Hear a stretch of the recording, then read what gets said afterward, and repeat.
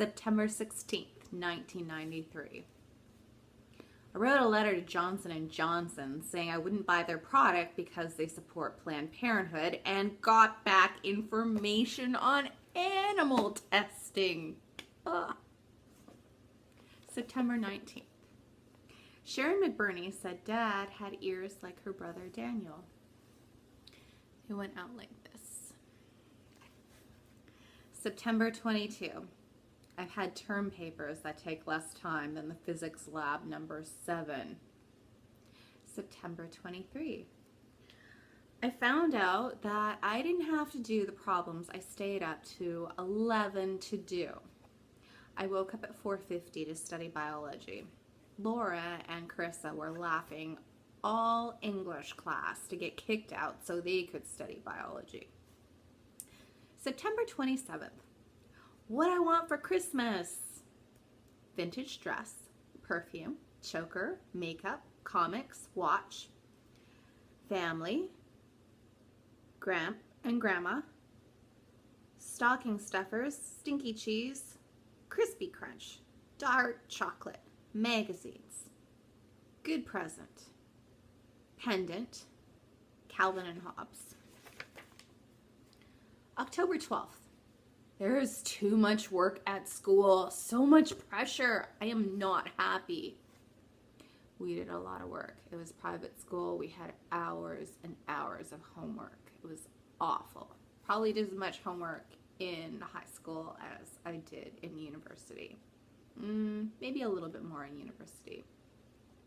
October 16th, I went to CYPLO. I think that was short for Canadian Youth Pro-Life Organization. It was so awesome. At first, before anything began, I was not talking to anyone, and there was this guy who went to the school at the church, Kevin. I played soccer and volleyball with him, but he left because his ride came. I met those 9th graders girls. They were really nice. They told me when I was talking to guys that I was good at this. And I attracted guys like bees to honey. I met so many people. There was this guy, Curtis, 23, and he was very wise. I guess perspective is everything. He was telling me about guys and stuff and giving advice. I also got him and Dad and a Catholic guy in a conversation on the filling of the Holy Spirit. There was a guy, Darren, from Delta, and Dad asked me to talk to guys from Saskatchewan or Nova Scotia instead. He was cool and kind of latched on to me. I'm pretty sure I was referring to the guy, not Dad. He asked me to get him a drink. I got him that much. See the little picture? That much. There were these 2 great guys. Yeah, nobody pushes me around, even teenage baby Jess. There were these 2 great guys, Aaron, 17, and John, 16. I actually ended up being a pen pal with Aaron for a while. They are good Christians. Actually, also, they were from Saskatchewan, so I did do what my dad said. They have the answers. Aaron spoke a little bit. He was also telling these girls about becoming a Christian at the end. I went on the walk for life with this one guy, Nick, who I also ended up being pen pal with for years and years. This was before the internet. We had to write letters to each other. I went on the walk for life with this guy, Nick. He started talking about his billeter and how she was asking if they were born again. I asked him, "Are you?" And he said he wasn't sure. Later on, I introduced him to Aaron. Nick wasn't sure there was a God and believed in evolution. We answered some questions, I hope. There was a girl who asked me if I believed the Bible literally. It was neat to get a chance to witness like that today, but I was surprised there were so many non-Christians there. Aaron is great. He is just an amazing guy. I don't think I've met anyone quite like him. I have this problem. If a guy is so pro-chastity, it makes me more attracted to them than if he isn't. Sexually, with wavy lines. I like Tom the speaker the best. I totally agree with what he says on how far to go. I wish mom and dad were like that. I believe that the impression I got, and I don't know if this was the impression that the speaker Tom was intending to give, but I think it was probably heavy petting was okay.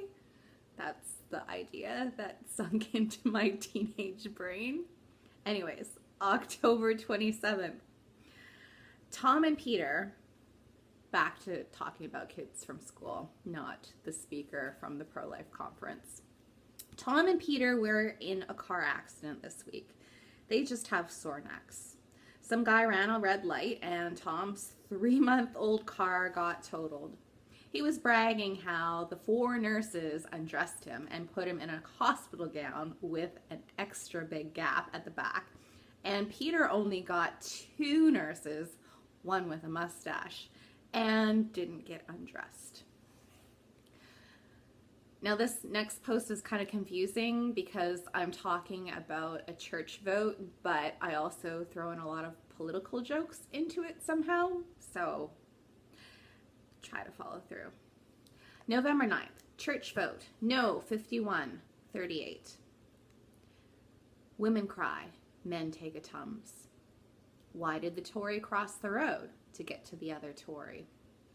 Oh yeah, there was like a bunch of jokes going on at the time because I guess the Tory political conservative government lost so many seats. So this might make that joke and the other ones funnier if you like political humor. Why did Mulrooney cross the road? He didn't, but he said he did.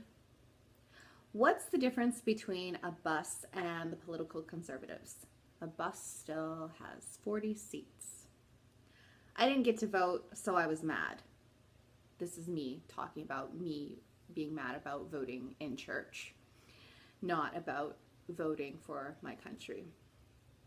I teach Sunday school. I've gone to church longer than some and have been Christian longer than some. It wasn't fair. December 19th. Ben, my brother, talked to some girl on the phone for an hour.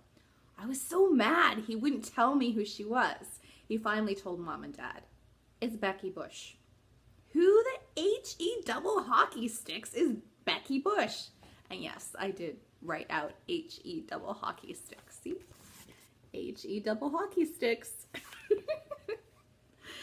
She's gonna be in the movies too. I wish I could be in the movies. I wish I had a guy I could talk to. Grr. All I know is she used to go to our church. December 30th. I was shopping at the mall and I saw a blue condom outside the mall near Sears. Yuck! Makes you wonder where they used it. Quickie in the change room?